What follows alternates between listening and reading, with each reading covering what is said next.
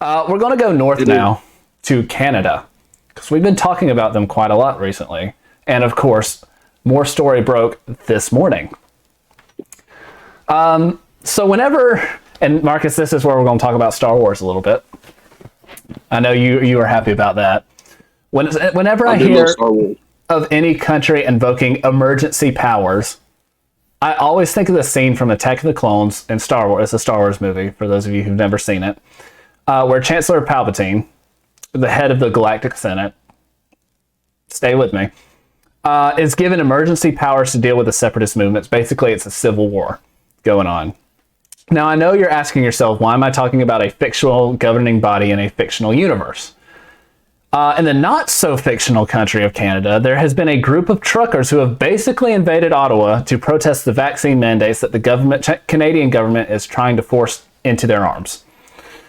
We've been talking about this. We obviously stand by the truckers who don't want to face down the needle to do their jobs. But this story just this morning took a turn for the worse. Justin Trudeau, who is the Canadian Prime Minister, just invoked Canada's Emergency Act to try and clear out these protesters. And thankfully, these protesters are having none of it.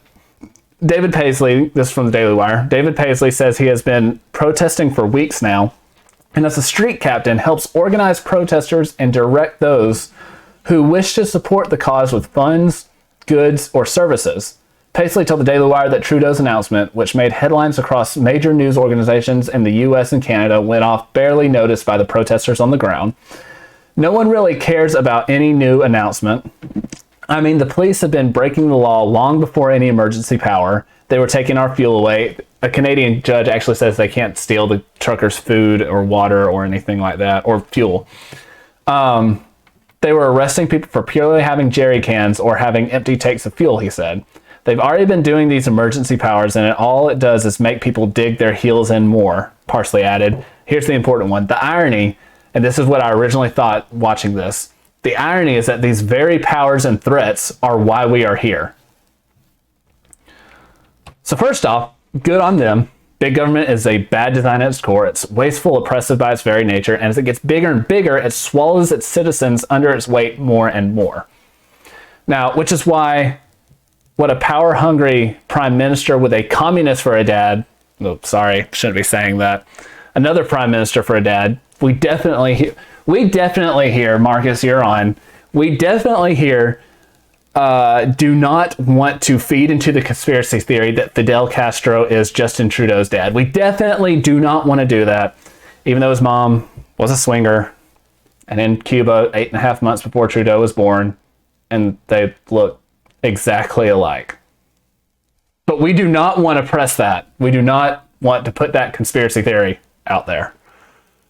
But these power-hungry tyrants, whenever they grant themselves emergency powers, they generally don't want to give it back. Have you seen that at all, Marcus? Yeah, I mean, that's generally how it goes. If you get something and you like it, do you want to give it back?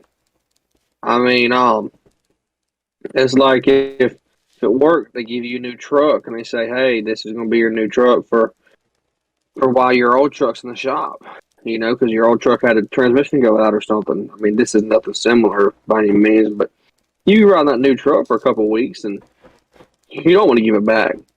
And that's just something that everybody can attain to, Maybe you get a rental car while something's happening, or you don't want to you may not rental car more. You may not want to give it back. So I mean, it doesn't take much. And just imagine the jump. Yeah, just imagine the jump between getting a new vehicle or a rental vehicle and having power over millions and millions of people. There's a little bit of a difference there. I've never seen a good outcome of giving somebody a bunch of power. I've never seen it turn out good. I'll name one. Anybody that can name one time where somebody's been handed a bunch of power and it turned out good. I don't know anybody. I can give you cases where it's not. Yes. I mean, there's plenty of them. I mean, that's where all the history that's bad starts with, is people that had too much power. Yeah, absolute power corrupts. Absolutely.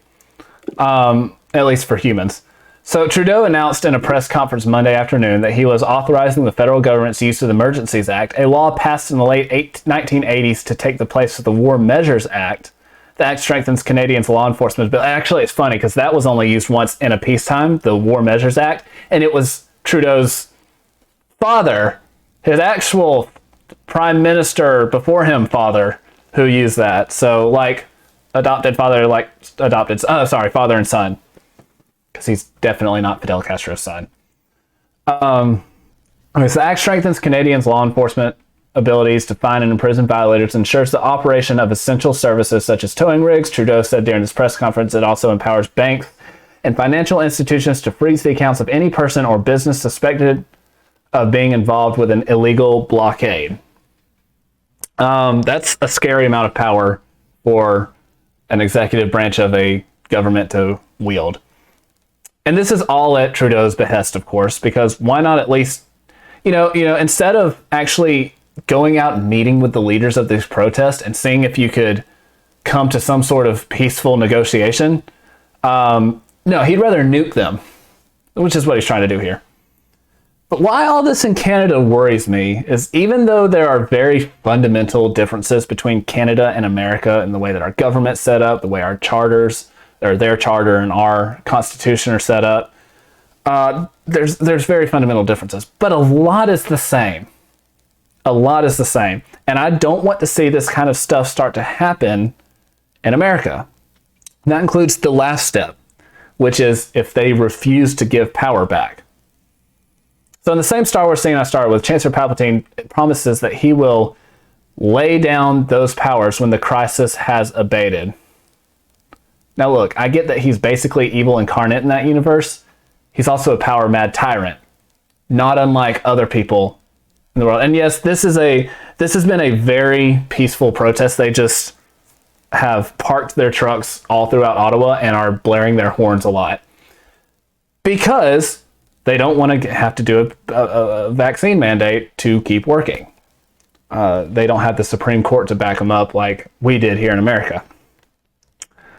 Plus Trudeau's something like 16%, new poll came out that like 16% of people would actually vote for Trudeau now, which is just hilarious. He thinks Canadians are on his side, or at least he says he thinks they are, but they are 100% not. But anyway, this is what I'm scared of happening in Canada and the USA, is that emergency powers being used and abused and never put down. See, all throughout this pandemic, we have seen this happening. All around the world, we have seen this happening. Just look at Australia. Just look at what they tried to do with the vaccine mandates here at home. Now, to continue the Star Wars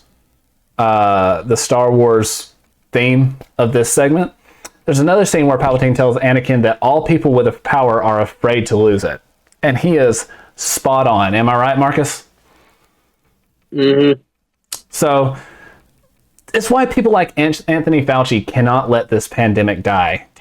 Daddy Fauci. Oh my goodness.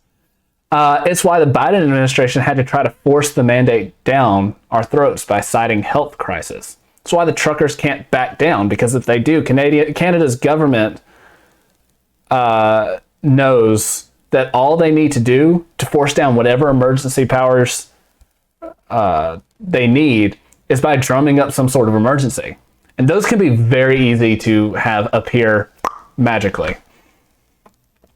And lastly, it's why we have already lost as American people, but really the people of the world have lost to their governments. Because we have submitted to the government in a way that I have not seen in my lifetime. So now the government knows all we have to do is say, all the government has to do is say there's a health crisis. Lock up, mask up, get the vaccine. And it doesn't have to be COVID anymore. It's very easy to scare. Obviously, with this cold for the most people, still scaring people 2 years later. So we the American people have lost in a lot of ways, and that scares me for the future.